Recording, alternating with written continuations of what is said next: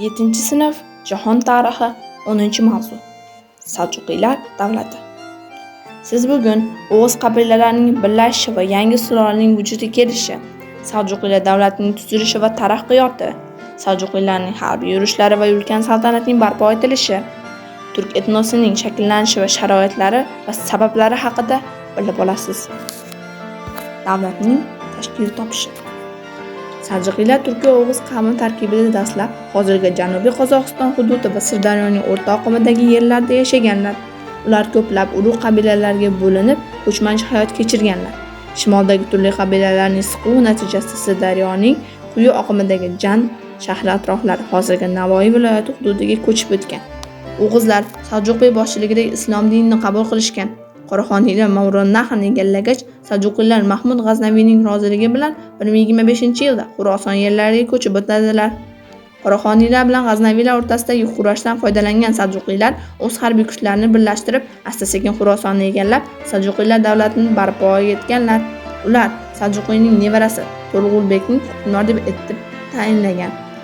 Seljuqiylar Xuroson, Yaqin va O'rta Sharq, Kichik Osiyo qismini Movarounnahrda hukmronlik qilgan turkiy sulola 1038-yildan 1308-yilgacha turib bergan davlat.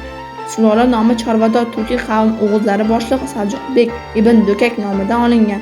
Seljuqiylar davlatiga 1038-yilda Seljuqning nabirasi sulton To'g'rulbek asos solgan. To'g'rulbek ukasi Chag'irbekni Xurosonda qoldirib, o'zi g'arbga yurish boshlaydi. Bu davrga kelib Eronda jangovar turkiy qabilalarga qarshi tura oladigan kuch mavjud emas edi. Natijada Seljuqiylar qisqa muddatda G'arbiy Eron, Ozarbayjon va Iroqni o'zlariga bo'ysuntiradilar. 1050-yilda Bag'dodda To'g'rulbek nomiga xutba o'qiladi. Abbosiylar Seljuqiylarga tobe bo'lib qoladi. Xalifa Al-Qoyim 1031-yildan 1075-yilgacha hokimiyatni To'g'rulbekka topshirib, uni sulton hamda Sharq va G'arb podshohi deb tan olishga majbur bo'ladi. Shu tariqa Seljuqiylar Amudaryodan Furot daryosigacha bo'lgan hududda o'z hukmronligini o'rnatadilar. Davlatning yuksalishi. Seljuqiylar davlati Alp Arslan va uning o'g'li Malikshohlar davrida yanada kuchayadi. Alp Arslan 1063-yildan 1072-yilgacha boshqargan. Uning davrida Kichik Osiyoga yurishlar uyushtiriladi. Seljuqiylarning eng yuksalgan davri Sulton Malikshoh 1072-yildan 1092-yilgacha yuritgan. Hukmronlik yillariga to'g'ri keladi. Bu otasi boshlab bergan sharqiy yurishlarni davom ettiradi. Qoraxoniylarga zarba berib, 1074-yilda Buxoro va Samarqandni egallaydi. So'ngra Farg'ona vodiysini egallab, Sharqiy Turkistongacha yetib boradi. 11-asr oxirida mamlakat hududi Sharqiy Turkistondan O'rta Yer va Marmar dengizlarigacha bo'lgan katta hududni o'z ichiga olgan edi. Bu davlat Vizantiya va Xitoy o'rtasida joylashgan bo'lib, salibchilarning sharqqa qilgan hujumlarini qaytarishda xizmatlari katta bo'lgan. Malikshoh vafot etgach, taxt uchun kurash kuchayib, mamlakat zaiflasha boshlaydi. Ichki nizolar avj olib, davlat 12-asr boshidayoq sharqiy va g'arbiy qismlarga bo'linib ketadi. Anatoliyadagi turk beyliklar. 11-asr oxirida Anatoliyani to'liq bosib olgan o'g'izlar u yerda Konya sultonligini tuzishadi. Shuningdek, Kichik Osiyo hududida Seljuqiylarning bir qator beylik, ya'ni bekliklar ham tashkil etadilar. Beylar rasman Seljuqiylar sulolasi hukmronligini tan olsalar-da, amalda o'z mulklarini mustaqil boshqarganlar. Konya sultonligining markazi dastlab Nikeya shahri bo'lib, keyinchalik Konyaga ko'chiriladi. Sulton Olovuddin Qaykobud davrida sultonlik taraqqiyotining yuqori cho'qqisiga chiqadi. Sultonlikdagi Konya, Qaysari, Sivas shaharlari hunarmandchilik va savdo markazlari bo'lgan. Kichik Osiyodagi beyliklarning aholisi etnik jihatdan bir xil emas edi. 1071-yildagi Manskiret jangida Seljuqiylar Vizantiyaliklar ustidan qozongan g'alabadan keyin boshqa qarshilik yo'qligi tufayli bu yerga Oğuz turklarining katta qismi ko'chib kelib, o'troq turmush tarziga o'ta boshlaydilar.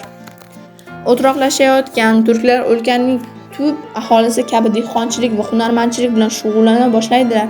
Kichik Osiyo yunonlari va armanlarning bir qismi esa islom dinini qabul qilib, turkiy qabilalar bilan yaqinlashadilar.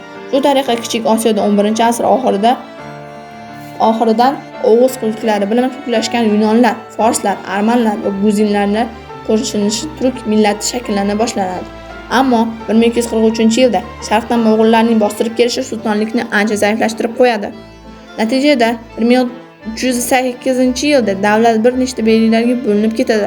Ulardan biri Usmon beyligi bo'lib, keyinchalik u Usmonli Turk imperiyasining paydo bo'lishida asosiy rol o'ynagan. Davlat boshqaruvi. Saljuqiylar davlat boshqaruvi, soliq va yer egaligi munosabatlarini sharqdagi musulmon davlatlardan qabul qilganlar. Davlatni oliy hukmdor Sulton ul Azam boshqarib, taxt otadan bolaga meros bo'lib o'tgan. Uning nomidan xutba o'qilib, tangazar qilingan. Davlat boshqaruv tizimi ikkiga, dargoh va devonga bo'lingan. Bosh vazir devoni, ya'ni devoni a'lo, barcha devonlar faoliyatiga rahbarlik qilgan. Bosh vazir rais ul ruasa deb atalib, mamlakatning ichki va tashqi siyosatidagi barcha sohalarni nazorat qilgan. Saljuqiylarning eng mashhur bosh vaziri Nizomul Mulk bo'lib, u davlat boshqaruv asoslaridagi oid siyosatnoma asarini yozib qoldirgan. Mamlakat ma'muriy jihatdan viloyatlarga bo'linib, uni sulton tomonidan tayinlangan valiylar boshqargan. Ular ham o'z mahkamlariga ega bo'lib, viloyat hayoti bilan bog'liq barcha sohalarga rahbarlik qilganlar.